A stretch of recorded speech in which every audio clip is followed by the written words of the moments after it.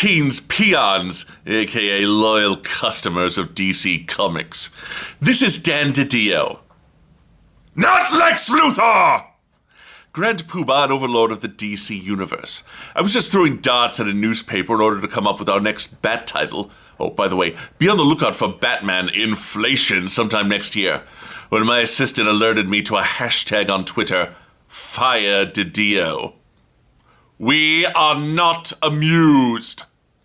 First off, Time Warner is never going to fire me. I make them too much money, and all I had to do was piss off a legion of fanboys. Thank you, Joe Quesada. Anything for a fellow brony. Secondly, we've traced the hashtag back to this man, known agitator and lover of good comics, the Last Angry Geek.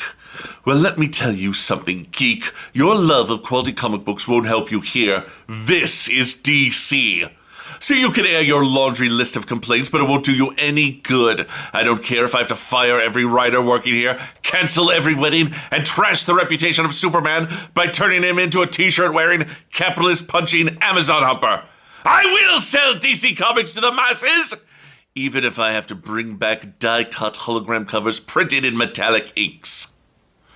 As for the rest of you, remember, why should I listen to what you want when it's so much simpler to tell you what you want? Enjoy Twilight? Well, you're going to love what we've done to Lobo. Enjoy the show. I'm Lex Luthor. Oh, shit. When it's time to change, you've got to rearrange who you are into what you're gonna be. Sha-na-na-na-na-na-na-na-na.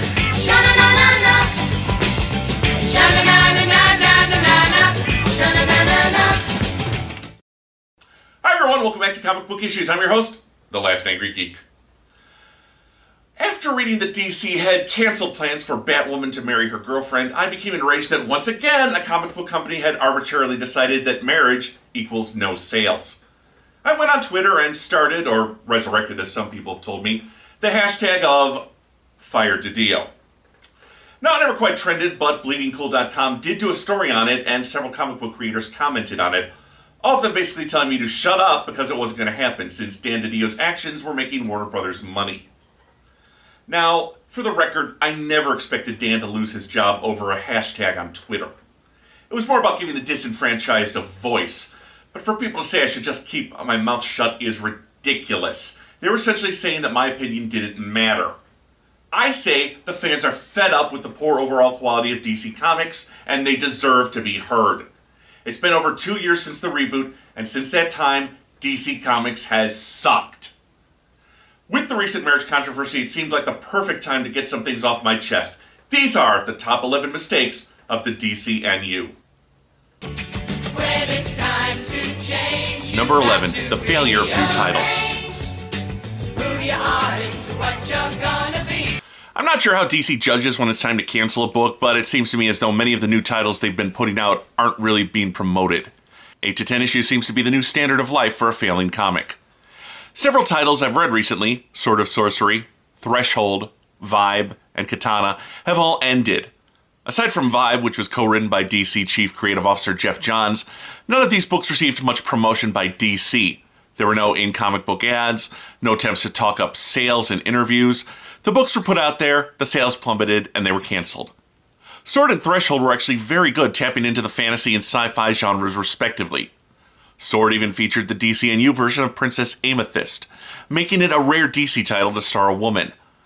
But it seems like DC is only interested in promoting books that star Superman, Batman, or Green Lantern.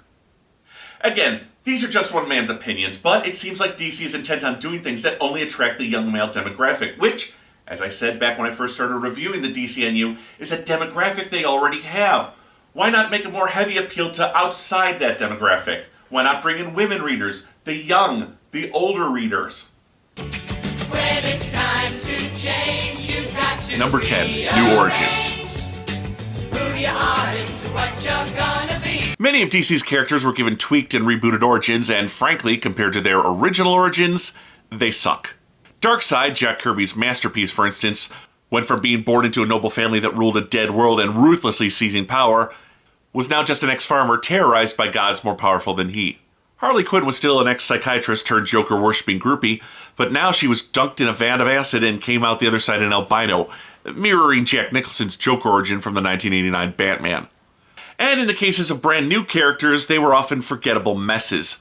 Boz, the new Muslim Green Lantern, could have been a positive role model for the Muslim community. Instead, he's wrongly accused of terrorism and becomes a stereotypical innocent man wrongly hounded by the government character. New and old characters who just don't compare with their predecessors. Speaking of characters that just don't work, we got a whole mess of them after Flashpoint. When it's time to change, you've got Number 9, Wildstorm. who you are and what you're gonna be. The cancellation of the entire Wildstorm universe prior to the launch of the DCnU was covered in my top 11 misfires list. The universe had been constantly rebooted and mangled along the way, and finally, post-Flashpoint, it was folded into the DCU proper. It's hard to see this as anything less than a move to please DC's co-publisher and Wildstorm's founder, Jim Lee. However, since the reboot, all the Wildstorm books have failed. Wildstorm was a very sci-fi heavy universe full of aliens and science-based heroes. It was a bad fit with the DC universe, which already contained many characters of that genre. Voodoo, Grifter, and Stormwatch have all been cancelled. Any books starring Wildstorm characters are cancelled, the possible exception right now being The Movement, which features former Gen 13 character Rainmaker. Even long-standing plot threads like the Daemonites, shape-shifting aliens from the Wildstorm universe, have fallen aside. They are featured as a threat in Superman, Stormwatch, and even Demon Knights. But as far as I know, that plot never went anywhere. They showed up, got beaten, and that was the end. Hey, I'm actually a fan of the Wildstorm characters, but they brought nothing to the DCnU and have always worked best in their own universe. It just seems like an example of too many chefs. There are too many varying and conflicting elements thrown into the reboot to make a satisfying end result. When it's time to change, you've got to Number 8, The Missing. who you are and what you're gonna be. Not a single convention goes by where DC isn't asked about two characters, Stephanie Brown and Wally West. These two are extremely popular fan favorites. Time and again, DC told fans that they had no current plans to use these characters, although finally Stephanie, an ex-Robin, will return next year. But it begs the question, when you're in the business of selling comic books, why wouldn't you use the characters that the fans want to read about? DiDio claims that it was a matter of finding the right time and place for these characters, but he seemed to go out of his way to squash any attempt to bring Stephanie back, forcing her out of the recent Smallville comic book. Stephanie aside, there's still no sign of Wally, the former Flash, even though we've been promised that he will return, and there's no sign of other fan favorites like Cassandra Cain, Renee Montoya, and Donna Troy. These characters have a following, and it makes no sense not to use them. Hey, I'm all for waiting for the right pitch to come in. You don't want to just force characters on people, but sometimes the boss's job is to find the right creators to put together the right pitch for the right character. It's another example of the creators not listening to what the people want. But now we're starting to get away from creative decisions and into the fundamental problems of the DCnU itself.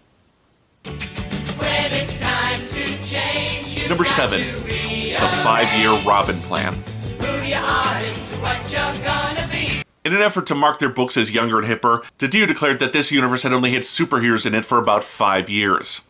This created a big problem in that a lot of things no longer fit that timeline. One example, there were 4 Robins. The oldest of which was Dick Grayson, now a young adult and operating on his own as Nightwing. Were the fans really to believe that there had been 4 Robins in 5 years? DC Creative tried to spin it by saying that Batman had been active for a lot longer than 5 years, but had stuck to the shadows. And that the Robin program was more like an internship, ending at a certain point. Still, it's hard to reconcile this new logic with Batman's past, which has more or less been untouched by the DC reboot. Furthermore, it was later explained by Teen Titans writer Scott Lobdell that Tim Drake had never been Robin, but always Red Robin, an identity he'd recently adopted in the previous continuity. This outraged Tim's fanbase, which saw it as an insult to the character, as well as a sort of decommissioning. Hopefully, the upcoming Year Zero by Batman writer Scott Snyder will streamline the Dark Knight's origins. I'll never understand why they're so arbitrary about the amount of years that the heroes have been active in the DCnU. If they'd made it 10 years instead of 5, would people have cared? No! But DC wanted to push a new perception on the people. The only problem is the new perception doesn't make any sense and leaves the readers confused. When it's time to change, you've got Number to 6, The Beautiful People. who you are and what you're gonna be. I need to point to only one character, Amanda Waller. In the old continuity, she was an obese woman who held enough political power that she commanded the Suicide Squad and even served on Lex Luthor's presidential cabinet. In the new continuity, She's still a powerful woman, except now she looks like Halle Berry. We've never been given a reason why the character was reinvented to be physically attractive. It just seems to be a symptom of the lack of diversity in the DCnU. There are all types of people, races, and creeds, just so long as they're pretty to look at. As an added example, let me again point out that Barbara Gordon is no longer in her wheelchair. I covered my feelings on this on the Batgirl Issue 1 review I did when the DCnU first launched, but I will say that since then, there have been no other high-profile characters with disabilities in the DCnU that I'm aware of. Again, for a universe that was supposedly created to draw in new readers, they seem to be going out of their way to appeal to the same readers they've always had, as well as eliminate any possible outside interest in their books. But what do I know? I'm just the guy who buys them and reads them every week. Okay, I'm getting a little too bitter. Let's take a break. When it's time to change, you've got to Number 5, no marriages. Who you are into what you're gonna be. Let me talk about what brought me to this dance. Dan DiDio's recent edict that none of the DC heroes are married, save Buddy Baker, as his family life is an important part of Animal Man. It hurt that they just dissolved the Lois and Clark marriage. It made no sense to me that they dissolved the Flash and Iris marriage. But this idea that marriage makes characters boring or unrelatable, I can't decide if it's either lazy, because the writers aren't good enough to write an interesting married character, or insulting, because they think we're a bunch of single virgins living in our mother's basement who don't know what to do with a girl. Either way, I think it stinks, as it limits the types of characters you can have and the types of stories you can tell about those characters. For months, it had been agreed upon that Batwoman was going to marry her girlfriend Maggie, but at the last minute, DiDio decided that the Bat characters shouldn't have happy personal lives, just like Bruce Wayne, because if there's one thing readers want, it's for all their characters to be exactly the same. Every Green Lantern should be a reckless ladies' man, every Superman book should feature an alien trying to protect his adopted homeworld, and every Batman book should feature a miserable as hell person trying to fight crime. Despite the fact that an issue showing a lesbian wedding would be a landmark in publishing and no doubt earn them lots of mainstream media attention, DC squashed it. Furthermore, no one in the DCnU was married. Did Jeff Johns know this? Because he'd been writing Aquaman and Mira as married since issue 1. Many times she's referred to as his queen. Dan has said the universe is new, why rush things? But to me this seemed like a knee-jerk reaction that, once again, and I hate to hammer this point home, but nothing else really makes sense upon reflection, was meant to sell DC Comics to single men. Alright, that last decision led to this list, led to Fire DiDio, led to my outrage. I'm not sure who these comics are for, but increasingly I'm led to believe it's not me. Any enjoyment I'm finding in these books is more and more accidental. I'm still reading DC, I'll continue to read DC, but I no longer expect to be entertained, and that is a damn shame. When it's time to change, Number 4, the elimination of the Teen Titans. who you are into what you're gonna be. A big problem has been no one seems to know what has or hasn't happened in the DCnU. A good example of this is the Teen Titans, one of the most important books in the previous universe. Sure enough, there was a Teen Titans number 1 included in the first round of 52 titles.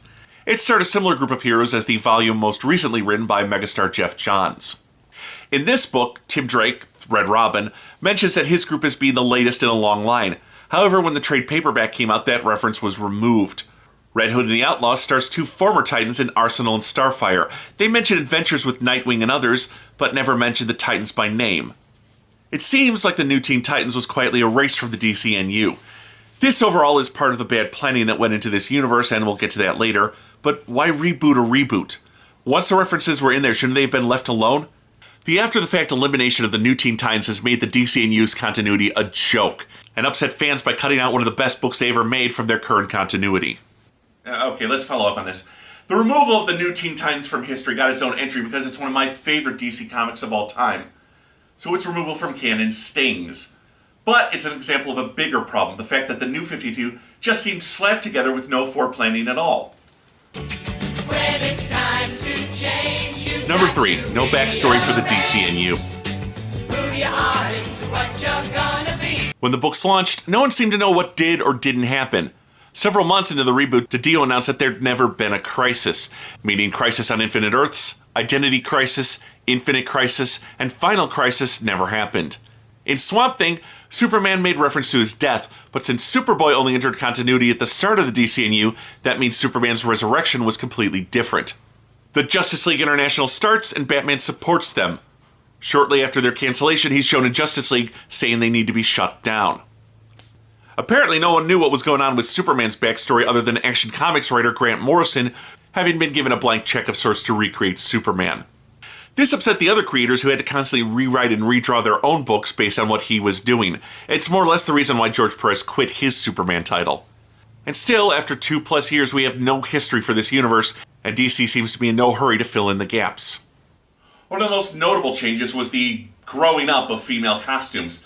Suddenly, they were showing a lot less skin, but as the ladies dressed up, alternately, they got down. Well, it's time to change. You've got to Number 2, the treatment of women. Who you are and what you're gonna be. DC decided to start covering up their female hero's skin. They tried putting Wonder Woman in pants, but after the negative backlash to her most recent outfit change, they went back to shorts and boots. Black Canary and Zatanna lost their fishnet stockings, and Power Girl lost the infamous boob window, though penciler George Perez used several opportunities to give her costume malfunctions that brought it back. And eventually in Supergirl, Power Girl adopted a more traditional-looking outfit. For the most part, this wasn't a big deal, even if most of the fan community thought the new costumes were of poor design compared to their previous iterations. But a chance to draw women more respectfully seemed to go hand in hand with making them a lot more promiscuous. Catwoman infamously got down with Batman on a rooftop at the end of her first issue. Power Girl was being portrayed as having a casual sex relationship with Mr. Terrific, and in her own book was shown as being a bit man-crazy. The biggest controversy, however, was Scott Lobdell's portrayal of Starfire. Previously a woman who'd been shown to possess a great heart capable of both physical and emotional affection, Lobdell wrote her as what fans would eventually call a space goldfish. She now remembered sensations rather than memories, and had sex with a man she just met for no other reason than, well, no reason was given. Starfire had gone from all heart to no brains, apparently wandering up to complete strangers and offering to sleep with them. I covered my disappointment with Starfire in my Red Hood and the Outlaws issue 1 review, so I won't rehash it here. Just that while I don't personally find anything wrong with sex in comics, there should at least be a credible reason for having sex in comics. It seemed like these women were only sexually active for the sake of shock value. As an example, Power Girl, a character I loved when she was written by Jimmy Palmiotti and Justin Gray, had gone from being a morally upright, if somewhat emotionally distant character, to a bit of a party girl who was now abusing friends' trust to get what she wanted. Well, it's time to change. You've got Number to 1, rearrange creator abuse. Who you are and what you're gonna be. At the end of the day, what bothers me most about DC Comics since the reboot is its continued abuse of the creators working for it. Paul Cornell, George Perez, even Rob Liefeld. These are just the tip of the iceberg of creators who've quit DC Comics in the last 2 years after being jerked around by Editorial. It seems for every agreed-upon idea or well-thought-out story, there are half a dozen last-minute editorial changes that dilute the intention of the writers and artists. Let's look at Gail Simone. At the start of the DCnU, she was the only woman working in a creative capacity as she wrote the all-new Batgirl. Then, over an email, she's fired. The backlash against this, firing a well-liked and well-respected author off a popular and profitable comic book, was so great that DC backpedaled and gave her the book back. But why was she fired in the first place? Because DC isn't interested in doing what makes the fans happy. They're telling you what you want instead of listening to what you want, and that is the biggest sin of the DCnU. They've stopped caring about the fans. The fans didn't want a reboot. The fans didn't want the wedding of Batwoman called off. Dan DiDio claims the reboot was to streamline a confused continuity, but was anyone really having a hard time following all these books? At least then we knew what had or hadn't happened. We didn't have different titles telling conflicting stories over the same character. We didn't have creators at odds with each other over what a character was all about. We didn't have seemingly important plot elements just disappear when they failed to catch on. The reboot happened because 52 brand new #1 issues would draw in speculators and non-comic book fans into the shops to buy those issues. Just like the recent 3D covers from Villains Month, which somehow ran short of original publishing estimates, became collector's items to draw the speculators back in. But speculators nearly destroyed the industry in the 90s, and it's short-sighted to base your sales on events and other temporary gimmicks. Okay, despite all this, I'll continue to read DC Comics. In part because it's my job, but I still enjoy a few of their titles. Just about anything Jeff Johns writes is amazing, and Swamp Thing remains a favorite title of mine. But I find myself less and less in love with DC, mostly because they seem to be canceling all the books I'm reading. Hopefully the quality will return. This is just a dark time in DC's long and storied history. I don't expect the reboot to be undone any more than I expect one more day to be undone, but eventually DC will lock down their continuity, and perhaps we can get back to relying on solid storytelling rather than promotional gimmicks to sell a title. Hoping you're finding something to read that you like. I'll see you next time on Comic Book Issues. I'm the Last Angry Geek. Autumn turns to winter, and then winter turns to spring. It's not just the season, you know it goes for everything. It's even true for voices when boys begin to grow. You gotta take a lesson from Mother Nature, and if you do, you'll know. When it's time to change, then it's time to change. Don't fight the tide, come along for the ride, don't you see? When it's time to change, you've got to rearrange who you are into what you're gonna be.